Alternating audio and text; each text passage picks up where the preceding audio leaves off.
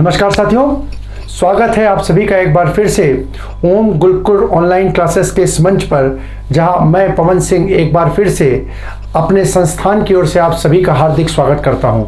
साथियों, आशा करता हूं कि आगामी बहुचर्चित पुलिस भर्ती और पेट की जो परीक्षा है उसके लिए आप सब लोग जी तोड़ मेहनत कर रहे होंगे तो और परीक्षा में सफलता के लिए प्रयासरत होंगे। साथियों, जैसा कि हम सभी जानते हैं कि पेट की परीक्षा के अब कुछ ही दिन बचे हैं और बहुत ही जल्दी 2 या 3 दिन के अंदर हो सकता है कि आज ही की डेट में आपके एडमिट कार्ड भी इशू हो जाए। तो मैं आपसे एक बार फिर से इस बात का आग्रह करूंगा कि किसी भी नई चीज़ को ना देखते हुए पुरानी चीज़ों का जितना अधिक से अधिक हो सके उतना अभ्यास करें और अपने समय का सदुपयोग करें।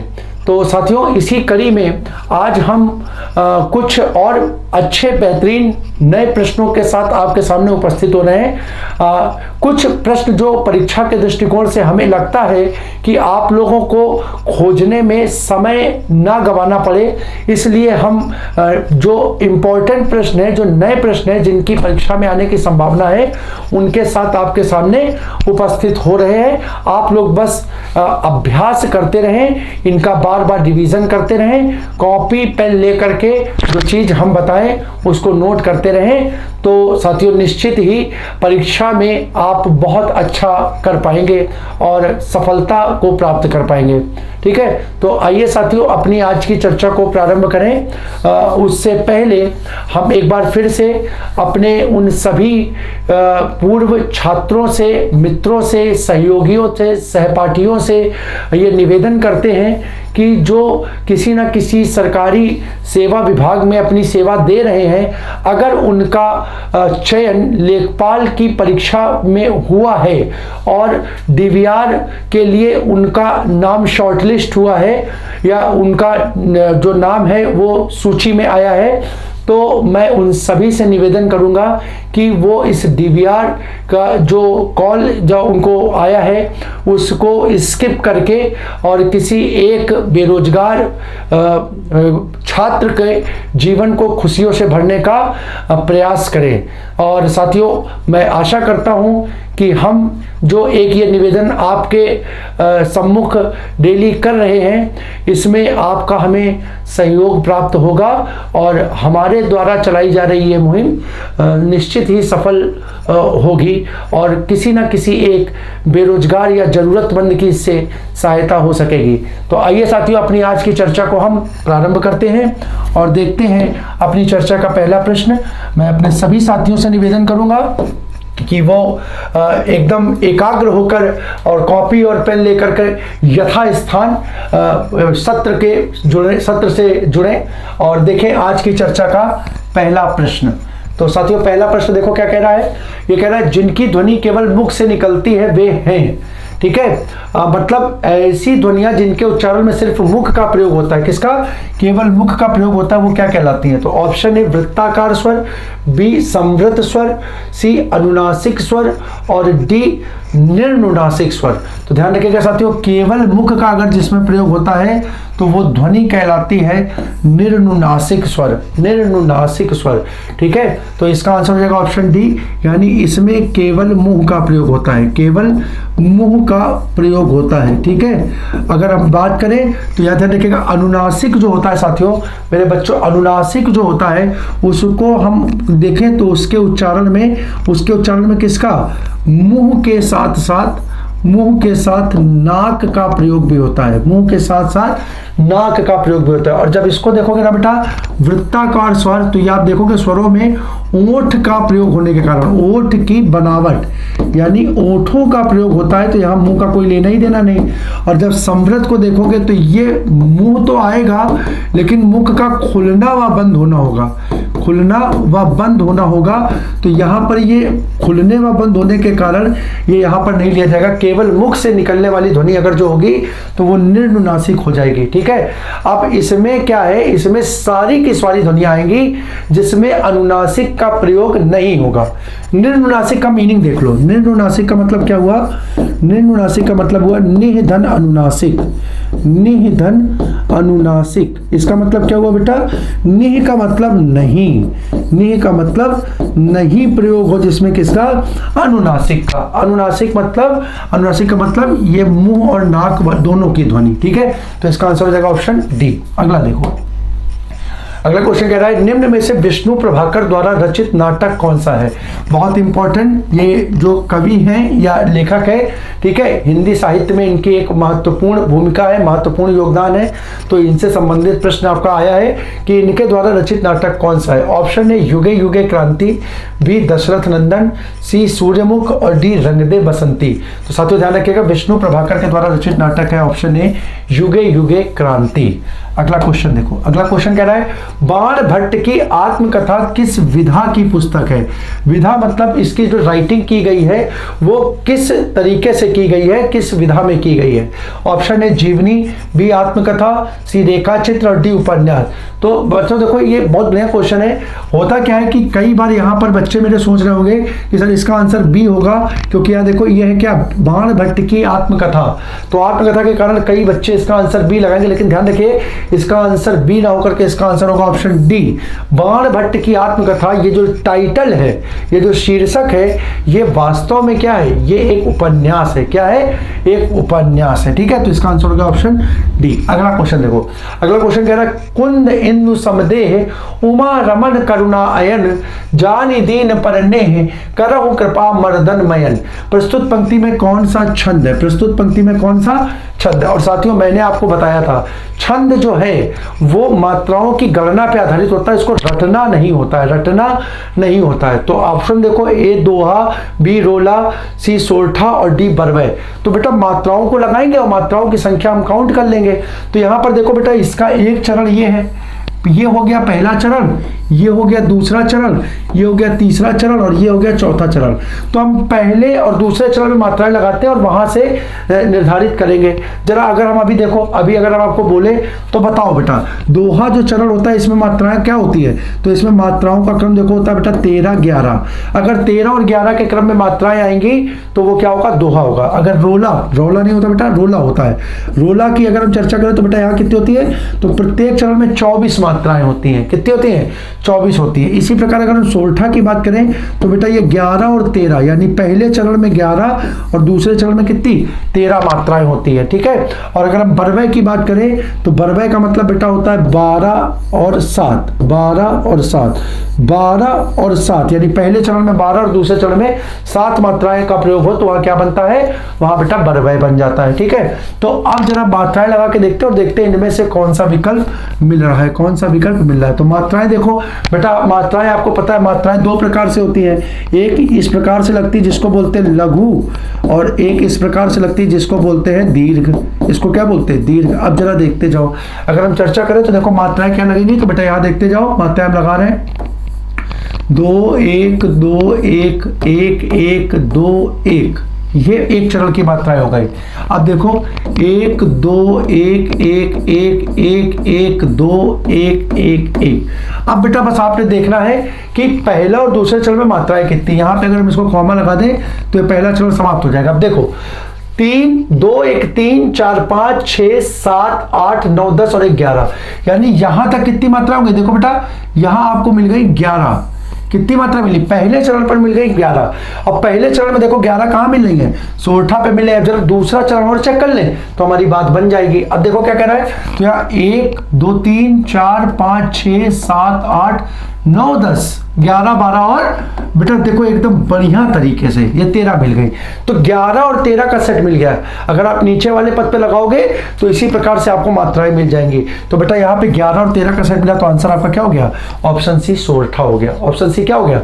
आपको कोई भी छंद रटने की आवश्यकता नहीं है, किसमें चौपाई है, किसमें रोला है, किसमें सोरठा है, किसमें दोहा है, किसमें बरवे, किसमें उल्लाला, एक भी रटने की आवश्यकता नहीं है। आपने बस क्या करना है, आपने मात्राएं लगानी है, मात्राओं को काउंट करके बता देना है कि ये मात्राओं का क्रम किसमें पाया जाता है। आपको बस परिभाषा याद रखनी है कि दोहा है तो दोहा में मात्राओं का क्रम 13-11 का होगा, चौपाई है तो चौपाई में मात्राएं 16-16 के क्रम में होंगी, 16-16 प्रत्येक चरण में मात्रा होगी। अगर वहां पर आपका क्या कहते हैं गीतिका है तो वहां पर प्रत्येक चरण में 26 मात्राएं होंगी। ये चीज आपको याद रखनी है और बस उससे आप अपना आंसर निकाल लेंगे। ठीक है बेटा, तो इसका आंसर हो गया ऑप्शन सी सोरठा। ठीक, चल आप लोग क्या करना बेटा, आप लोग अगले ये जो पंक्ति है इसमें मात्राएं लगा करके देखना क्या ये 13-11 का ही क्रम मिल रहा है। और मैं आपको एक चीज और बता दूं कि जिनको छंद में दिक्कत है तो बेटा आप हमारे प्लेलिस्ट में जाकर के देख सकते हैं, वहां पर मैंने रस छंद और अलंकारों को पढ़ा रखा है। ठीक है, तो वहां पर आप छंदों को पढ़ सकते हैं। ठीक, चलिए आगे अगला क्वेश्चन है, विशेष रूप से जो भावों को प्रकट करते हैं उन्हें कहते हैं। ऑप्शन ए अनुभाव, ऑप्शन बी संचारी भाव, ऑप्शन सी विभाव, ऑप्शन डी स्थायी भाव। तो बेटा इसका आंसर हो जाएगा ऑप्शन सी विभाव। अब देखो कितना बढ़िया क्वेश्चन है बेटा। देखो अगर इसका आंसर नहीं भी आता तो इसका आंसर निकालोगे कैसे? विभाव शब्द को अगर लिखोगे तो तुम क्या लिख सकते हो? विभाव शब्द में एक उपसर्ग है वी और उसके बाद मूल पद के रूप में है भाव। और ये वी उपसर्ग जो होता है बेटा इसका मतलब क्या होता है मैंने आपको बता रखा है। वी उपसर्ग का प्रयोग जो होता है किसी शब्द के साथ तो ये प्रायः अर्थ देता है विशेष या विशिष्ट, विशेष या विशिष्ट का अर्थ मिलता है। अब यहां पर देख लो तो परिभाषा ही क्या कह रहा है, विशेष रूप से जो भावों को प्रकट करे, विशेष भावों को जो प्रकट करे वही क्या कहलाएगा? विभाव कहलाएगा। तो बेटा अगर थोड़े से इस शब्द को मैं जैसा हमेशा कहता हूं कि हिंदी पढ़ने का सबसे बढ़िया तरीका क्या है कि जो शब्द है शब्दों का अर्थ आप पकड़ना सीख जाओ। अगर शब्द की मीनिंग है, अगर शब्द की मीनिंग आप निकाल पा रहे हैं तो बहुत बेटा विश्वास मानिए कि आप बहुत आसानी से अपने उत्तर को खोज पाएंगे, निकाल पाएंगे, चयन कर पाएंगे। तो यहां पर जैसे नहीं भी आता था तो हमने उसकी मीनिंग से निकाल लिया कि ये जो परिभाषा का स्वरूप है वो हमें इस विकल्प में प्राप्त होगा, विभाव में प्राप्त होगा। तो इसका आंसर देगा ऑप्शन थर्ड। अगला क्वेश्चन देखो, अगला क्वेश्चन क्या करे, उत्तर प्रदेश की सबसे कम तथा सबसे ज्यादा लोगों द्वारा बोली जाने वाली भाषा, भाषा को यहाँ पे थोड़ा सा हटा दे, भाषा तो एक ही है, यहाँ पे बोली हो जाए कि बोली कौन सी होगी सबसे ज्यादा। तो पहले बोल रहा है सबसे कम और फिर सबसे ज्यादा, तो पहले में सबसे कम देखनी है, दूसरे में सबसे ज्यादा देखनी है। तो यहाँ पर देखो ऑप्शन ए बघेली और अवधी, ऑप्शन बी अवधी और भोजपुरी, सी कन्नौजी और अवधी और डी सभी। तो पहली बात तो यहाँ देखो बेटा यहाँ जितना बढ़िया दिया हुआ है ये तीनों विकल्प जो दिए हुए हैं ये तीनों उत्तर प्रदेश में बोली जाने वाली बोलियां हैं, सबका प्रयोग कहीं ना कहीं होता है। अब बचा तो इसमें बेटा देखो सबसे कम अगर बात करें तो सबसे कम हो जाएगी बघेली, और बघेली का देखो कहीं पर भी प्रयोग नहीं है। तो इसका आंसर हो जाएगा ऑप्शन ए बघेली और अवधी। उत्तर प्रदेश की सबसे कम बोली जाने वाली बोली जो है वो बघेली है और इसका जो सबसे ज्यादा बोली जाने वाला बोली है वो है अवधी। अब जरा यहाँ पे एक क्वेश्चन देखो, एक क्वेश्चन जो आता है ये बघेली जो क्षेत्र है वो आएगा कहाँ? तो बेटा बघेली जो है वो बघेल खंड से संबंधित क्षेत्र है और बघेल खंड का जो क्षेत्र है बेटा ध्यान रखना ये बनारस और उसके आसपास के नीचे के जो जिले हैं जहां पर हम चर्चा करते हैं मिर्जापुर की, जहां पर हम चर्चा करते हैं जौनपुर की, सोनभद्र की, चंदौली की, भदोही की, तो ये क्षेत्र जो आता है ये प्राय आपका किसमें बघेल खंड के अंतर्गत आ जाता है। तो यहां पर बोली जाने वाली भाषा क्या कहलाएगी? बघेली के नाम से जानी जाएगी, बघेल के नाम से जानी जाएगी। ठीक है, तो इसका आंसर हो जाएगा ऑप्शन फर्स्ट। अगला क्वेश्चन देखिए, अगला क्वेश्चन कह रहा है नायिका उद्ग्रीव रहकर दिन भर नायक की प्रतीक्षा करती रही, रेखांकित शब्द की सही वर्तनी चुने, शब्द की सही वर्तनी चुने। ऑप्शन ए उद्ग्रीव, बी उद्ग्रीव, सी उद्ग्रीव और डी उद्ग्रीव। तो बेटा यहां पर देखो किसकी चुननी है, तो रेखांकित पद उद्ग्रीव है, उद्ग्रीव की सही वर्तनी क्या होगी? तो बेटा यहां पर जरा ध्यान से देखो, इस पद को अगर हम लिखें तो उद्धन ग्रीव, ये संधि पद बनेगा बेटा, संधि पद बनेगा। और पहले पद का अंतिम वर्ण क्या है? मैंने आपको बहुत अच्छे से समझा रखा है, पहले पद का अंतिम वर्ण का है जो कि किसका है, पहले वर्ग का है। किस वर्ग का है, पहले। और जैसे ही पहला वर्ग आपको दिखाई देता आप समझ जाते हो व्यंजन संधि का एक नियम होता है कि पहले वर्ग का किसमें, पहले वर्ग के वर्ण का तीसरे वर्ग के वर्ण में परिवर्तन। तो जब संधि होगी ना बेटा तो यहां पर ये ता जो है वो किस में बदल जाएगा, ता जो है वो दा में बदल जाएगा। किस में बदल जाएगा, दा में बदल जाएगा। और मेरे बच्चा शब्द क्या बन जाएगा, ये शब्द बन जाएगा उद्ग्रीव। क्या बन जाएगा, उद्ग्रीव। ठीक है, तो इसका आंसर क्या हो जाएगा, ऑप्शन बी, उद्ग्रीव। आंसर क्या हो जाएगा, उद्ग्रीव। ठीक है, यहां पर ध्यान रखना बेटा ये नीचे हलंत लगी है। ठीक है, दा के नीचे हलंत लगी है। अगला क्वेश्चन देखो, अगला क्वेश्चन है निम्न में से किस काव्य के कवि हरिऔध हैं, किस काव्य के कवि हरिऔध हैं। तो सबसे पहली बात तो यही ध्यान रखो बेटा, हरिऔध जो है ये उपमा किसको दी गई है, तो कवि का नाम है श्री अयोध्या सिंह उपाध्याय। अयोध्या सिंह उपाध्याय बहुत चर्चित कवि है, हिंदी के एक जाने माने नाम है अयोध्या सिंह उपाध्याय, जिनको हम हरिऔध के नाम से जानते हैं। तो इनका काव्य कौन सा है रचा हुआ, तो देखो यहाँ पर ऑप्शन है प्रिय प्रवास, बी साकेत, सी कामायनी और डी लोकायतन। तो बेटा इसका आंसर हो जाएगा ऑप्शन है प्रिय प्रवास। अब आपका क्वेश्चन क्या है बेटा, आपका क्वेश्चन ये है कि आप लोग घर में ये तीन रचनाएं जो है बहुत चर्चित है, बहुत प्रमुख कवियों के द्वारा लिखी गई हैं, परीक्षा में कई बार पूछी गई है, आपको इनके आंसरों को खोजना है। चाहो तो कमेंट में आप आंसर कर देना, जो कि आपकी उपस्थिति को भी दर्शा देगा। ठीक है, चलो अगला क्वेश्चन देखो। अगला क्वेश्चन बेटा पैसेज का है, इसको हम एक बार पढ़ते हैं और फिर इसके आंसर को खोजने का प्रयास करते हैं। ठीक है, पैसेज देखो बेटा मैं पढ़ रहा हूं, आप लोग देखना। पैसेज कह रहा है, सच्चे वीर अपने प्रेम और जोर से लोगों को सदा के लिए बांध देते हैं। वीरता की अभिव्यक्ति कई प्रकार से होती है, कभी लड़ने मरने से, खून बहाने से, तोप तलवार के सामने बलिदान करने से होती है, तो कभी जीवन के गूढ़ तत्व और सत्य की तलाश में बुद्ध जैसे राजा विरक्त होकर वीर हो जाते हैं। वीरता एक प्रकार की अंतः प्रेरणा है, जब कभी उसका विकास हुआ तभी एक रौनक, एक रंग, एक बहार, एक संसार छा गया। ठीक है, वीरता हमेशा निराली और नई होती है। देखा, ठीक है, यहां पर देखो एक शब्द, वीरता कैसी होती है, निराली और नई होती है। वृक्ष की भांति जीवन रूपी वन में स्वयं पैदा होते हैं। ठीक है, यहाँ बात देखो किसका, वीरों की बात कर रही है, वीरों की बात हो रही है। वीर जो है वो वृक्ष की भांति जीवन रूपी वन में स्वयं पैदा होते हैं और बिना किसी के पानी दिए, बिना किसी के दूध पिलाए बढ़ते हैं। जीवन के केंद्र में निवास करो और सत्य की जीवन चट्टान पर दृढ़ता से खड़े हो जाओ। बाहर की सतह को छोड़कर जीवन के अंदर की तहों में पहुंचो, तब नए रंग खिलेंगे। यही वीरता का संदेश है। बहुत बढ़िया पैसेज है साथियों, बहुत बेहतरीन पैसेज है। अब इसके क्वेश्चंस को हम देखते हैं कहां से ये उत्तर इसके निकल पाएंगे। तो पैसेज देखो क्या कह रहा है, इस गद्यांश के लिए उपयुक्त शीर्षक क्या होगा। तो ऑप्शन ए वीरता संस्मरण, बी सच्ची वीरता, सी वीरों का उत्पन्न होना और डी देवदार और वीर। तो देखो पूरा पैसेज जो है बेटा कुल मिलाकर के वो आधारित जो है वो वीरता इसका केंद्रीय बिंदु है। वीरता और उससे संबंधित गुणों की चर्चा की गई है कि वास्तव में वीरता क्या होती है, वीरता को प्रदर्शित करने वाले तत्व क्या क्या होते हैं जिनके माध्यम से हम वीरता की पहचान करते हैं। तो केंद्र के में यहाँ पर आपको वीरता का प्रयोग होने के कारण यहाँ पर जो है ना बेटा वो आपको क्या हो जाएगा, यहाँ पर इसका आंसर जो हो जाएगा वो ऑप्शन बी सच्ची वीरता हो जाएगा। क्या हो जाएगा, सच्ची वीरता हो जाएगा। अगला क्वेश्चन देखो, अगला क्वेश्चन कह रहा है वीरता संकल्प संदेश क्या है। वीरता संकल्प संदेश क्या है। ऑप्शन है यह संकल्प कि किसी भी हालत में युद्ध जीतना, इसका कहीं पर भी देखो उल्लेख पैसेज में नहीं हुआ है। हम एक बार देख लेते हैं। ऑप्शन बी बुद्ध जैसे राजा की तरह विरक्त होना। ऑप्शन सी उद्देश्य के लिए सच्चाई पर चट्टान की तरह अड़िग रहना। और आंसर डी हमेशा नया और निराला रहना। तो बेटा ध्यान से देखो, संदेश का मतलब होता है कि पूरे पैसेज में जो भी चर्चा की जा रही है उसका केंद्र क्या है, किस ओर वो बताने का प्रयास कर रहा है। पूरे पैसेज का जो एक प्रकार से आउटकम है, जो मैसेज देना चाह रहा है वो मैसेज क्या होगा। तो अगर बात करो तो देखो यहां पर ये पहला विकल्प, यह संकल्प की किसी भी हालत में जीतना, यहां पर इसका मूल रूप से कोई उल्लेख नहीं है।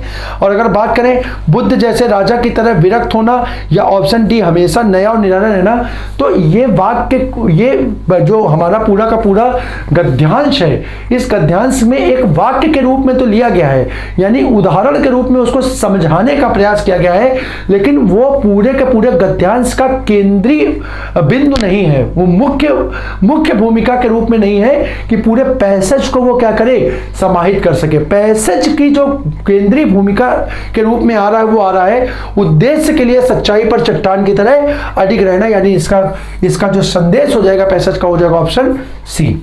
अगले क्वेश्चन की अगर बात करें तो अगला क्वेश्चन कह रहा है वीरों की देवदार के वृक्ष से तुलना की गई है क्योंकि दोनों।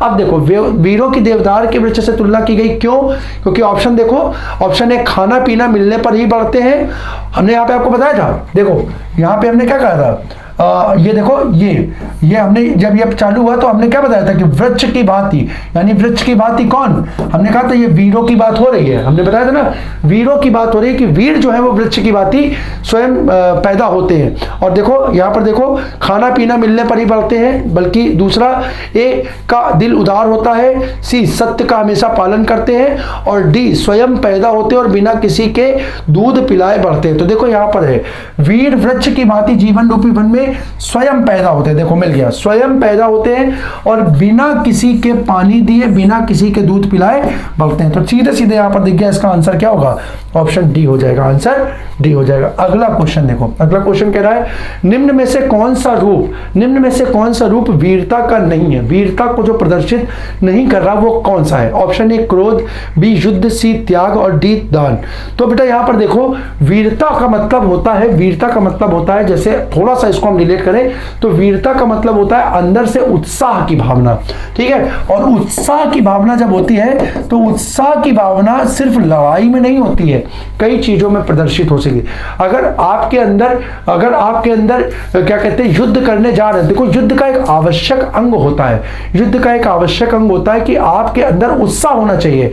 अगर उत्साह नहीं है तो आप समझिए कि युद्ध में आपकी सफलता पर संदेह हो सकता है, आप युद्ध जीतेंगे या हारेंगे ये निर्भर, बहुत हद तक निर्भर करता है उत्साह पर भी। इसीलिए साथियों देखिएगा कि जब भी आज की भी जब भी कभी है तो युद्ध जब भी लड़ा जाता है तो बेटा युद्ध लड़ने से पहले क्या कहते हैं ध्वनियां उत्पन्न की जाती हैं, जोर जोर के जयकारे लगाए जाते हैं, जय हो, ठीक है, इस तरीके की ध्वनि करके अंदर के उत्साह को बढ़ाया जाता है, जिससे क्या हो, हम क्या करें, युद्ध करने के लिए क्या हो, उत्साहित हो जाए, उत्सुक हो जाए, ठीक है। तो यहां पर उत्साह की भावना युद्ध के लिए हो सकती है, हम कुछ त्याग करना चाहें, हम समाज के लिए कुछ करना चाहें, जैसे कि साथियों मैं लगातार आप देख रहे हैं अपने सेशन के प्रारंभ में अपने उन सभी साथियों से जो पूर्व में क्या कहते हैं सरकारी सेवा में नौकरी दे रहे हैं, वो साथी जो समाज में एक सम्मानजनक स्थिति को प्राप्त कर गए हैं, समाज में उनका सम्मान है, ठीक है, और अपने जीवन को सुचारू रूप से अच्छी तरीके से एक दिशा में आगे ले जा रहे हैं। मैं साथियों उन सभी से निवेदन करता हूं कि अगर उनका सिलेक्शन हुआ है तो वो इस जो एक नौकरी है, क्योंकि वो तो पहले से ही चयनित हो चुके हैं, वो इस नौकरी को छोड़कर यानी त्याग करके और क्या करें, दूसरों का भला करने का प्रयास करें। तो वास्तव में साथियों देखो मैं कर क्या रहा हूं, वास्तव में मैं डेली बोल करके उनके अंदर एक उत्साह की भावना जगा रहा हूं कि आप ये समझिए कि ये एक तरीके से आपका पुण्य का कार्य है। ये आप किसी को जब हम इस भावना से प्रेरित हो जाते हैं ना, जब हम इस चीज को सोचने लगते हैं कि यार हमारा ही भला ना हो, बल्कि ये तो भारतीय परंपरा कहती है, हम लोग कहते हैं कि सिर्फ अपना खाना जो है, अपना जो रहना है, ये कार्य जो है मनुष्यों को नहीं शोभा देता। ये कार्य तो जानवर भी कर लेते हैं कि खुद का पेट भर लिया, खुद की नींद पूरी कर ली और दूसरों को। मनुष्य का काम है, हमारी संस्कृति हमें बताती है, सर्वे भवन्तु सुखिना सर्वे सन्तु निरामया सर्वे भद्राणि पश्यन्तु मा कश्चित् दुःख। हम लोग तो उस प्रकृति के हैं जो वसुधैव कुटुंबकम की भावना पर विश्वास करते हैं। साथियों वसुधैव कुटुंबकम का मतलब पूरी पृथ्वी ही हमारा घर है, और अगर पृथ्वी हमारा घर है तो यहाँ पर किसी को किसी प्रकार का भी कष्ट ना हो, यही भाव हम हमेशा हमारे ग्रंथों में, हमारे वेदों में, हमारे पुराणों में उद्घोषित किया गया क्या है कि सर्वे भवन्तु सुखिनः, सभी लोग सुखी हों। और सभी लोग सुखी कैसे होंगे? जब हम क्या करेंगे, उनके सुख में या उनके सुख में शामिल होंगे और दुख में क्या हाथ बटाएंगे, दुख को कम करने का प्रयास करेंगे। तो ये साथियों एक त्याग की भावना भी आ जाती है, यानी उत्साह जगाया जाता है त्याग करने के लिए। तो वीरता का भाव यहां पर तुम्हें त्याग में भी दिख जाएगा। और दान, अरे देखो मेरे बच्चों, हम लोग जब इतिहास में पढ़ते हैं तो हम लोग जो बहुत अधिक दान देने वाले व्यक्ति हैं उनके लिए वीर शब्द का प्रयोग करते हैं। दानवीर, अगर हम बोले तो आप बोलेंगे दानवीर कौन? तो हम लोग कहते हैं बेटा कर्ण दानवीर थे। हम लोग हमेशा कर्ण का नाम लेते हैं कि कर्ण जो है वो बहुत बड़े दानवीर थे, बहुत। और ऐसे इतिहास में कर्ण नहीं, न जाने कितने महापुरुष भरे हुए हैं जिन्होंने अपने दान के माध्यम से क्या किया, एक समाज में एक क्या किया, लोगों के सामने एक आदर्श प्रस्तुत किया। ठीक है साथियों, तो ये दान का उत्साह, दान देने का भाव भी जो है वो वीरता को निरूपित करता है। तो उत्साह का भाव नहीं कारण ये भी हो जाएगा। तो बेटा इसका जो नहीं आंसर होगा वो होगा आंसर फर्स्ट क्रोध। क्रोध क्यों नहीं होगा? तो क्रोध का मतलब बेटा उत्साह नहीं होता, क्रोध का मतलब होता है गुस्सा, गुस्सा करना किसी पे। ठीक है, तो आंसर इसका हो जाएगा ऑप्शन फर्स्ट। अगले क्वेश्चन को देखो। अगला क्वेश्चन है वीरता का एक विशेष लक्षण क्या है? तो देखो बेटा यहां पे एक लिखा था वीरता हमेशा, ये देखो वीरता हमेशा निराली और नई होती है, यहीं से मिल गया। तो ऑप्शन है नयापन, बी नक, सी हास्य और डी करुणा। तो नई और निराली होती है तो यानी वीरता में नयापन होता है। पक्का? बहुत बढ़िया। आगे देखो, किस रस का संचारी भाव उग्रता, हर्ष, गर्व आदि है? तो उग्रता का मतलब देखो बेटा यहां मैंने बताया था उत्साह है। किस रस का संचारी भाव उत्साह है? तो बेटा यहां पर ध्यान रखो, संचारी भाव नहीं बेटा, अच्छा ठीक है, हाँ उग्रता, गर्व और हर्ष, ये संचारी भाव अगर बात करें तो आंसर होगा ऑप्शन ए श्रृंगार, बी वीर, सी वात्सल्य और डी रौद्र। तो इसका आंसर होगा ऑप्शन बी वीर रस का जो संचारी भाव है वो उग्रता, गर्व और हर्ष है। ठीक है, अगला क्वेश्चन देखो। 16वां क्वेश्चन कह रहा है लालटेन शब्द, लालटेन शब्द निम्न वर्गों में से किस वर्ग में आता है? ए तत्सम, बी तद्भव, सी देशज और डी विदेशज। तो बेटा ध्यान रखना लालटेन शब्द जो है वो विदेशी भाषा का शब्द है, ऑप्शन डी विदेशज है। कैसा है? विदेशज है। ठीक है, अगला क्वेश्चन देखो। अगला क्वेश्चन क्या कह रहा है? संदेश रासक के रचनाकार कौन? बहुत बेहतरीन क्वेश्चन है बेटा। संदेश रसक के रचनाकार कौन है? Option A Raskhan, B Abdul Rahman और सी सूरदास और डी बिहारी। तो बेटा ध्यान रखना संदेश रासक के रचनाकार जो है वो अब्दुल रहमान है। साथियों अगर अब्दुल रहमान ना मिले तो ध्यान रखिएगा इनका नाम कहीं कहीं अद्दहमाण के नाम से भी मिल जाएगा, अद्दहमाण। ठीक है, तो ये दोनों एक ही नाम है। वास्तव में ये अद्दहमाण जो है ये अपभ्रंश भाषा में इनका नाम है। किसमें? अपभ्रंश भाषा में इसका नाम है। और ये जो पुस्तक है संदेश रासक, इसका संबंध जो है वो अपभ्रंश साहित्य से है। किससे है? हिंदी की एक शाखा जो अपभ्रंश साहित्य है उससे संबंधित ये पुस्तक है। कौन सी? संदेश रासक। तो इसको याद कर लेना। अगला क्वेश्चन देखो, नाम धातु क्रिया का पद है, नाम धातु क्रिया का पद है। ऑप्शन ए पढ़ना, बी सुलाना, सी लजाना और डी हंसाना। तो बेटा ध्यान रखो नाम धातु क्रिया का आंसर जो होगा पद बनेगा वो बनेगा ऑप्शन सी लजाना। अब जरा नाम धातु होती क्या है? तो बेटा देखो ये पद बना है नाम धन धातु से, नाम धन धातु से। अब जरा ध्यान से देखो, नाम का मतलब कहीं पर भी मैंने बताया नाम हो जाएगा तो कहीं पे भी होगा तो वो संज्ञा का पद होगा। नाम का मतलब संज्ञा और धातु मतलब होती क्रिया, यानी कोई क्रिया का पद जब किससे बनना हो, क्रिया का पद जब संज्ञा से, या यहां पर संज्ञा के साथ हम और चीज ले लेते हैं सर्वनाम पद से बने। कोई क्रिया का पद जब संज्ञा या सर्वनाम के पद से निर्मित होता है तो इसे हम किस नाम से जानते हैं? नाम धातु से जानते हैं। सर्वनाम और एक चीज और लिख सकते हो बेटा यहाँ पे विशेषण भी लिख सकते हैं। संज्ञा, सर्वनाम या विशेषण से जब निर्मित होता है कोई क्रिया का पद तो उसे हम किस नाम से जानते हैं? नाम धातु क्रिया के नाम से जानते हैं। और जब यहाँ पर देखोगे तो बेटा यहाँ पर ये शब्द लाज आएगा और लाज में ना प्रत्यय लगा दिया, यानी ना का मतलब हो गया ये क्रिया का पद हुआ और ये लाज का जो पद है बेटा ये विशेषण का पद है। तो यानी यहाँ पर ये जो क्रिया बन रही है लजाना, ये किससे बन रही है? ये विशेषण के पद से बन रही है। किससे बन रही है? विशेषण के पद से बन रही है। इस कारण यहाँ क्रिया कौन सी हो जाएगी बेटा? नाम धातु क्रिया हो जाएगी। तो आंसर हो जाएगा इसका थर्ड। अगला क्वेश्चन देखो, वह रेस में बहुत तेज दौड़ा में क्रिया विशेषण का पद आपने बताना है। क्रिया विशेषण का पद बताना है। ऑप्शन है तेज, बी बहुत, सी दौड़ा और ऑप्शन डी ए और बी दोनों। तो यहां पर देखो बेटा, यहां पर जरा देखो तो यहां पर दौड़ा जो है, दौड़ना ये वास्तव में क्या है, ये क्रिया है, ये क्या है, क्रिया है। अब दौड़ना कैसा दौड़ा, तो बेटा वो तेज दौड़ा, तो ये क्रिया की क्या हो गई, विशेषता हो गई।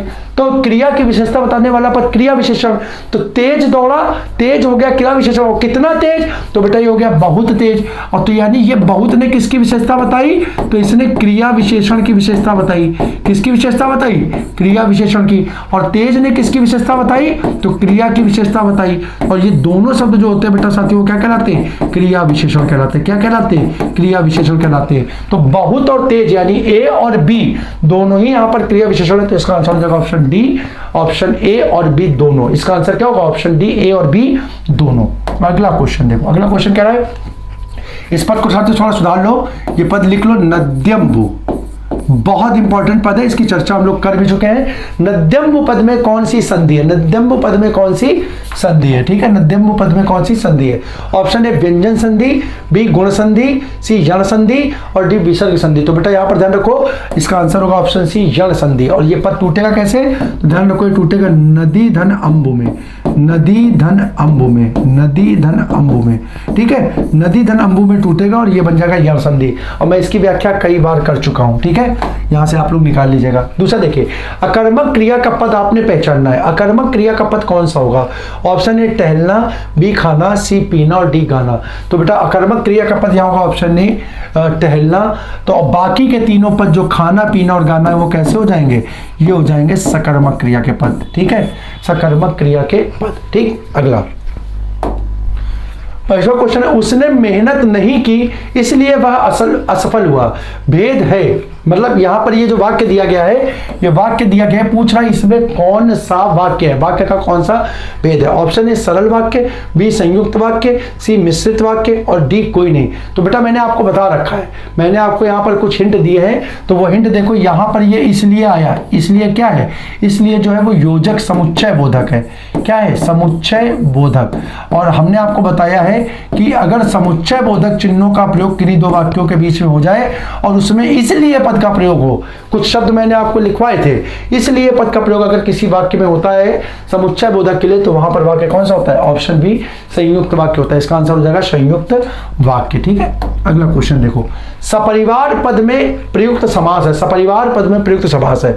ऑप्शन ए तत्पुरुष, तत्पुरुष का एक भेद होता है नए तत्पुरुष समास, तो पूछ रहा है क्या वो है, या बी कर्मधारय है, या सी अव्ययी भाव है, या डी बहुब्री है। तो साथियों बहुत इंपॉर्टेंट क्वेश्चन हो जाएगा। मेरे अधिकांश बच्चे जो हैं इसमें जो थोड़ा सा ऊपर ऊपर सतही नॉलेज रखते हैं, चीजों को बहुत ज्यादा अंदर जा करके बारीकी से नहीं पढ़ते, तो वो एकदम आंसर इसमें अव्ययी भाव लगाएंगे और एकदम प्रसन्न हो जाएंगे, झूमते नाचते हुए कहेंगे कि अरे सर इतना सरल क्वेश्चन रखने की आवश्यकता क्या है, ये कोई क्वेश्चन है, ये तो पेपर में हम आंख बंद करके भी सॉल्व कर दे। लेकिन बच्चों ध्यान रखिएगा, आंख बंद करके किए गए क्वेश्चन जो प्रायः सरल दिखाई देते हैं वो आपको घुमा करके रख देते हैं। ठीक है, यहां पर सपरिवार पद जो है ये टूटेगा साधन परिवार में, साधन परिवार में। आपको बिल्कुल बसरते सा दिख रहा है कि सा क्या है, उपसर्ग है, और परिभाषा आप पढ़ रखे हो। उपसर्गों से निर्मित समास जो होता है प्रायः कैसा होता है, अव्ययी भाव होता है। अव्ययी भाव आपको विकल्प भी दिखा दिया गया, लेकिन बच्चों अव्ययी भाव नहीं है, ये एक विशेष नोट का क्वेश्चन है और इसका आंसर होगा ऑप्शन डी बहुब्रीहि कहे। तो बेटा ध्यान कर लो, जब भी किसी पद में सा अथवा सह उपसर्ग का प्रयोग होता है, किसी पद में सा अथवा सह उपसर्ग का प्रयोग होता है, तो उस उपसर्ग से निर्मित पद जो होता है वो प्रायः कौन सा होता है, उस उपसर्ग से निर्मित पद में प्रायः बहुब्रीहि समास होता है। कौन सा समास होता है, बहुब्रीहि समास होता है। अगला क्वेश्चन देखो बेटा, अगला क्वेश्चन कह रहा है हिंदी राजभाषा अधिनियम का बहुत बेहतरीन क्वेश्चन है, बहुत गजब का क्वेश्चन है। हिंदी राजभाषा अधिनियम कब पारित हुआ, ए 1963, बी 1965, सी 1967, डी 1971। तो ध्यान रखिएगा, राजभाषा अधिनियम हिंदी पहला पारित हुआ वर्ष ए 1963 में, वर्ष ए 1963 में। 1967 में बेटा इसमें क्या संशोधन करके संशोधित हिंदी राजभाषा अधिनियम पारित किया गया। संशोधित हिंदी राजभाषा अधिनियम पारित किया गया किस वर्ष में? 1967 में। अगला क्वेश्चन देखिए बेटा, अगला क्वेश्चन कह रहा है रचना की दृष्टि से योग रूढ़ पद है, रचना की दृष्टि से योग रूढ़ पद कौन सा है? ऑप्शन ए विद्यालय, बी पंकज, सी कमल और डी महासागर। तो बेटा ध्यान रखो, यहां पर योग रूढ़ प्रकृति का शब्द जो है वो पंकज हो जाएगा, ऑप्शन बी इसका आंसर हो जाएगा पंकज। अब योग रूढ़ क्या होते हैं? तो योग रूढ़ जान दो बेटा, जिसके सार्थक खंड हो, सार्थक खंड तो हो, सार्थक खंड हो, परंतु लेकिन शर्त क्या है? परंतु जोड़ने पर क्या करे? विशेष अर्थ दे। क्या करे? विशेष अर्थ दे। जोड़ने पर विशेष अर्थ दे मेरे बच्चा, तो वो क्या कहलाता है? योग रूढ़ कहलाता है। क्या कहलाता है? योग रूढ़ का पद कहलाता है। तो इस प्रकार से आंसर हो जाएगा इसका। अब कैसे? तो बेटा देखो, पंकज शब्द को जब तोड़ोगे तो ये टूटेगा पंक धन जा। देखो बेटा, पंक का मतलब होता है कीचड़, पंक का मतलब होता है कीचड़, और जा ये हो गया प्रत्यय, और प्रत्यय के रूप में अगर आया तो इसका मतलब हुआ जन्म लेने से संबंधित, जन्म लेने से संबंधित, और जन्म लेने से संबंधित का मतलब मेरे बेटा कहीं हो जाएगा। तो बताओ, अच्छा कीचड़ में जन्म तो बहुत सी चीजें लेती हैं, कीचड़ में बहुत सी चीजें जन्म लेती हैं।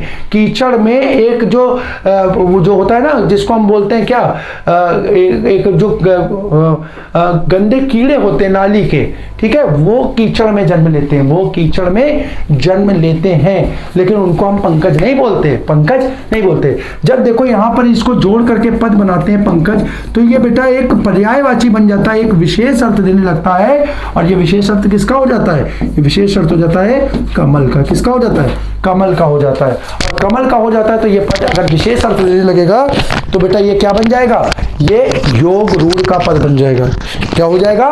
योग रूढ़ का पद बन जाएगा। तो इसका आंसर हो जाएगा ऑप्शन बी पंकज। अगला क्वेश्चन देखो, अगला क्वेश्चन कह रहा है बेटा श्रृंगार का समानार्थी पद है, श्रृंगार का समानार्थी पद है।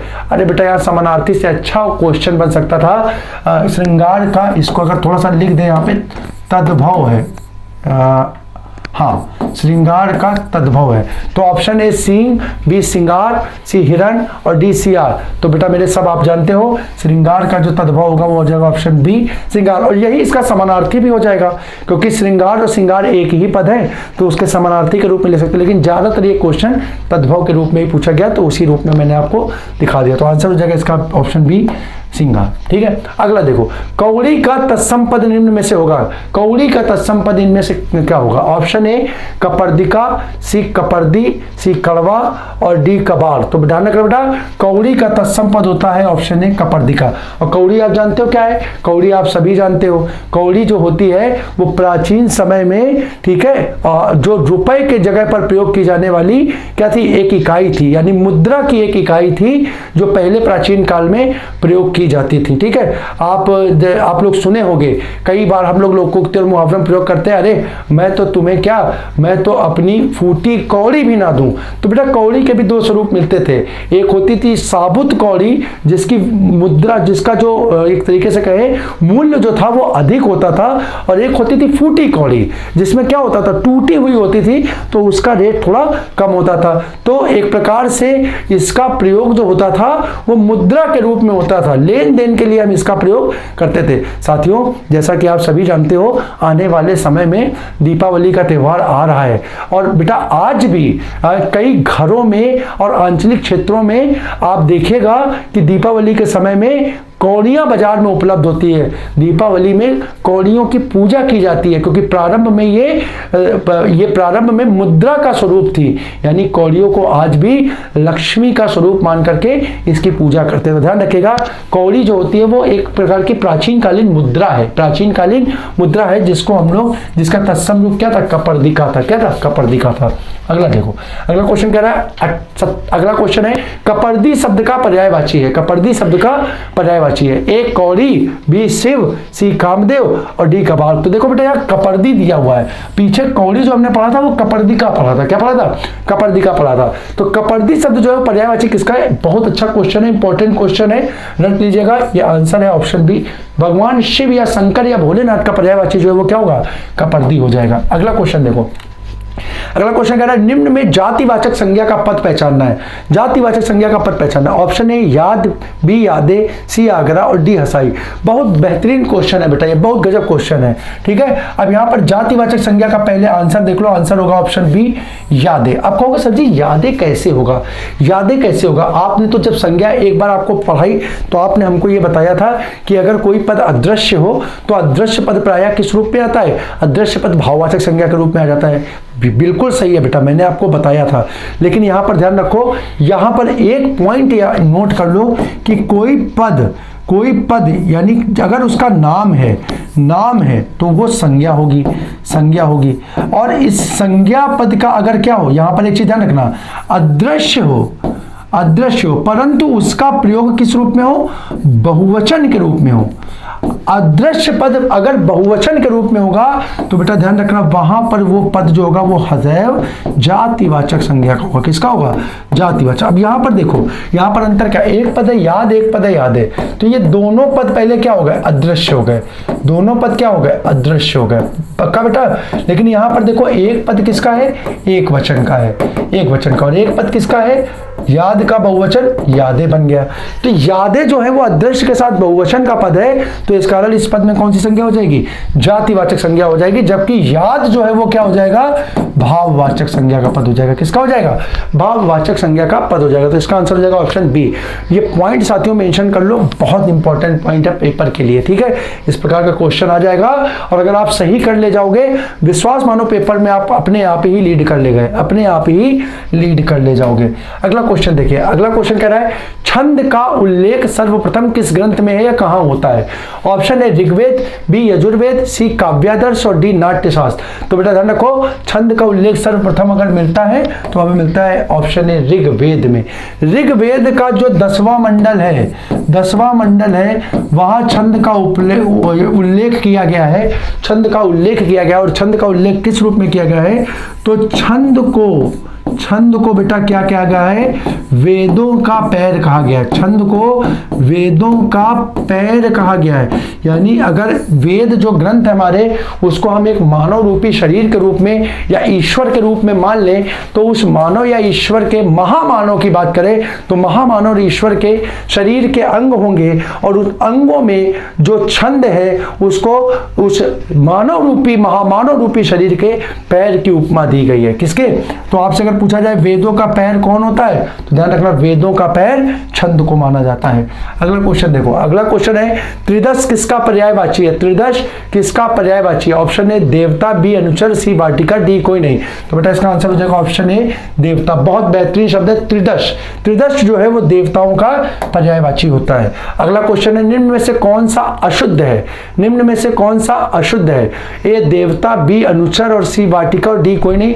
तो बेटा तीनों पद जो है वो तीनों शुद्ध हैं, तो आंसर इसका हो जाएगा ऑप्शन डी कोई नहीं। यानी तीनों पद शुद्ध हैं तो कोई भी अशुद्ध नहीं है, तो इसका आंसर हो जाएगा क्या? Option D. तो साथियों इस प्रकार से देखिए, आज हम आपके सामने कुछ अच्छे, महत्वपूर्ण और बेहतरीन प्रश्नों के साथ उपस्थित हुए, कुछ नवीनता लाने का प्रयास किया। हमारा प्रयास मात्र एकमात्र सिर्फ ये कि आप अब घर में सिर्फ और सिर्फ रिवीजन करें, आप नई चीजों के लिए बहुत अधिक परेशान ना हो।